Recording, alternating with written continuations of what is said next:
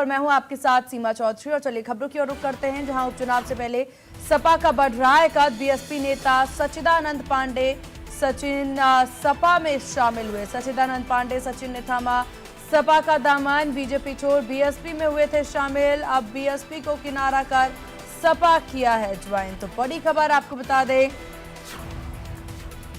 जहां दल बदल की राजनीति जारी है, उपचुनाव से पहले सपा का कद और भी ज्यादा बढ़ सकता है। बीएसपी नेता सच्चिदानंद पांडे सचिन सपा में शामिल हो सकते हैं। सच्चिदानंद पांडे सचिन ने सपा का दामन थामा, बीजेपी छोड़ बीएसपी में हुए थे शामिल, अब बीएसपी को किनारा कर सपा ज्वाइन कर ली।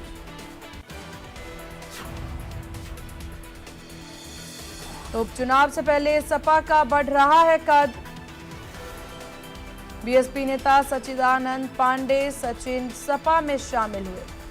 सच्चिदानंद सचिन ने थामा सपा का दामन, भाजपा छोड़ बीएसपी में गए, बीएसपी छोड़ सपा का दामन थाम लिया सच्चिदानंद स्वामी।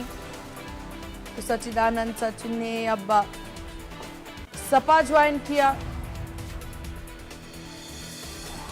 उपचुनाव से पहले सपा का ये लगातार कुनवा जो है वो बढ़ता नजर आ रहा है। और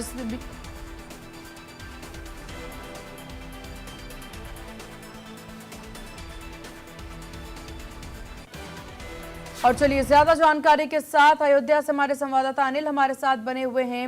अनिल, यहाँ पर अब सपा का लगातार कुनवा बढ़ते नजर आ रहा है। सच्चिदानंद की बात कर ली जाए तो बीजेपी से पहले बसपा में जाते हैं, बसपा से अब फिर से सपा में पहुंच जा रहे हैं, तो क्या चल रहा है इस वक्त राजनीति में यहाँ पर?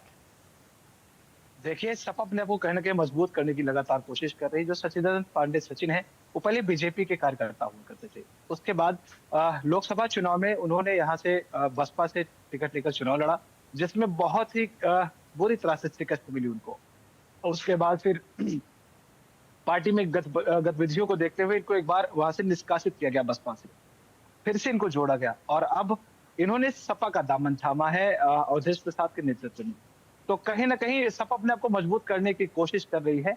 लगातार उसका जो प्रयास है कि जिस तरह से लोकसभा में उसने चुनाव में जीत हासिल की है, उसी तरह से उपचुनाव में भी मिल्कीपुर से एक भारी जीत हासिल करे, इसकी लगातार वो कोशिश कर रही है। जी, लेकिन इस वक्त अगर मौजूदा स्थितियों की बात कर ली जाए, खासतौर पर सच्चिदानंद पांडे को लेकर के अगर बात कर ली जाए, सपा में शामिल वो हुए हैं, तो क्या लग रहा है इससे सपा को कितना फायदा मिलेगा और बसपा को कितना नुकसान होगा जब उन्होंने बसपा छोड़ा है? तो देखिए, जो वर्तमान परिदृश्य है उसको देखते हुए मुझे नहीं लगता कि इनके वहां जाने से ना जाने से कोई फर्क पड़ने वाला है, क्योंकि इन्होंने जब चुनाव लड़ा बसपा में तो वहां भी इनका कोई खासा क्रेज नहीं रहा है, क्योंकि जिस तरह से जो बसपा के वोट थे वो लगातार पहले ही सपा में जा चुके थे, क्योंकि जिस तरह से संविधान को संशोधन करने की बात हुई थी उसको देखते हुए जो बसपा के वोट थे वो कहीं ना कहीं सपा की तरफ खिसकते नजर आए थे।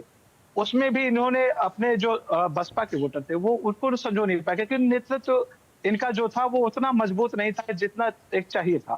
क्योंकि जब चुनाव परिणाम आया तो उसमें जिस तरह से इनको शिकस्त मिली, जिस तरह से इनको वोट मिले, उससे स्पष्ट जाहिर होता है कि अगर इन्होंने कुछ मेहनत की होती तो हो सकता है कुछ तस्वीरें अच्छी आती, लेकिन इनका जो क्रेज था वो कहीं ना कहीं बहुत धूमिल था। लेकिन अनिल, ये बात भी यहाँ पर समझने वाली है, हालांकि जो आपने यहाँ जिक्र किया कि इनका जो क्रेज है वो थमता नजर आया, बीएसपी इन्होंने छोड़ दिया और अब सपा में शामिल हुए, तो क्या समझा जा सकता है कि बीएसपी इन्होंने इसलिए छोड़ी कि उन्हें वो जो पद चाहते थे या फिर वो जो समर्थन चाहते थे वो उन्हें नहीं मिल पाया, तब जाके ये सपा को चुन रहे हैं, या फिर कुछ लहर देखते नजर आ रहे हैं ये सपा की ओर?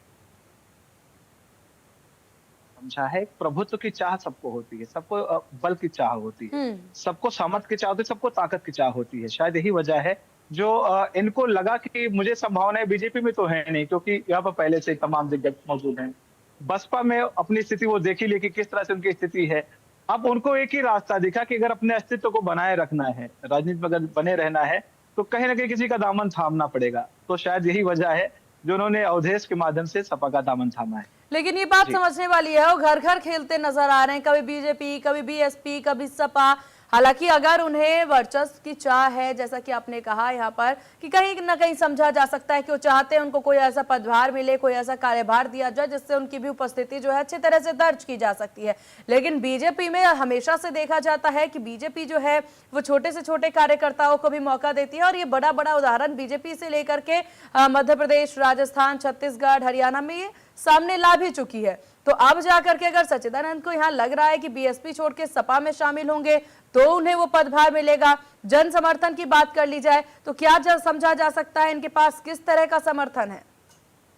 देखिए, लालच ऐसी चीज होती है जो किसको को कहीं भी पहुंचा सकती है। इनको लालच थी कि मुझे अस्तित्व में बने रहना है, और सपा को चाह थी कि किसी ब्राह्मण को ऐसे शामिल कराया जाए जिसके साथ कुछ लोग ये देखकर चले आए कि ब्राह्मण सपा के साथ में है। दोनों की अपनी अपनी मंशा थी, दोनों का अपना अपना स्वार्थ था। सही। अब आपको मैं बताऊं, जो सच्चिदानंद पांडे हैं, इनका यहाँ पर अगर क्रेज की बात की जाए तो कुछ खासा क्रेज नहीं है इनका कि इनके जाने से ना जाने से कोई फर्क पड़ने वाला है। तो मुझे नहीं लगता कि ऐसा कोई खास फर्क पड़ने वाला है। बस हाँ, इनको एक लालच है कि किसी तरह से अपने अस्तित्व को बनाए रखना कि हम राजनीति में सक्रिय हैं। और हो सकता है इनको लालच भी दिया गया हो सपा से कि अगर हम जीत के आते तो आपको ये पद दे दिया जाएगा, वो पद दे दिया जाएगा।